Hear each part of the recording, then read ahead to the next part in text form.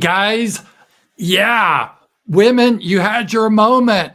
There was an all-female astronaut crew. You go, girls. You go, girls. You don't need no man.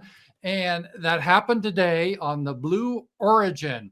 They went into outer space, including Katy Perry. So I think this was a groundbreaker for women. It shows how women can do whatever men can do. In the future, all astronauts may be women. These brave explorers, a salute to you and all you have done. It was an all-female crew that launched, and there was no men on it, or I don't know how they identified.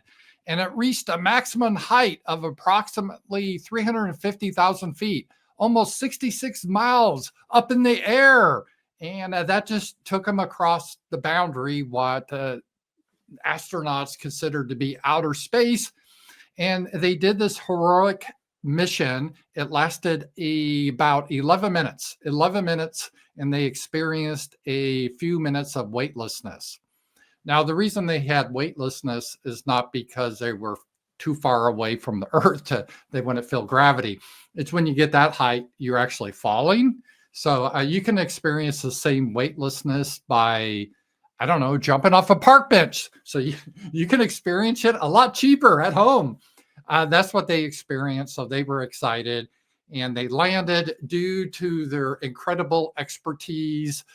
They had the right stuff. They're like test pilots. They understood how to navigate this machine, and they brought the baby safely back to Earth.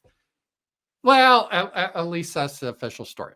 That's how the media is trying to run it. But I looked into it, and there's a few things that has a problem with this narrative.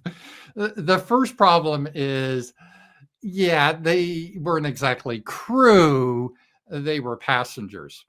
That'd be like saying when I went to Las Vegas, I was part of the crew. No, I was a passenger. They gave me my little nuts in my Diet Coke. That doesn't make me part of the crew just because I sit in the plane. And these nice ladies, I'm sure they're nice, but none of them were pilots. They were just the crew. The spacecraft is called the Blue Origin New Shepard flight. It's all automated. So there's no pilot. It's the computer that brings it up for 10 minutes and brings it back down. So yeah, women, they have finally accomplished what the chimpanzee, Ham, in 1961, January 31st, 1961, Ham, the heroic chimpanzee, was shot up into orbit. But Ham, unlike these women, he actually went up 157 miles instead of just 62 miles like these women. So he over doubled their distance. So the chimpanzee still wins the day. And these women did as much as the chimpanzee. Nothing. They were just in the spacecraft. But this is a problem with everything, how the news media, they try to hide the truth and make it into some propaganda thing.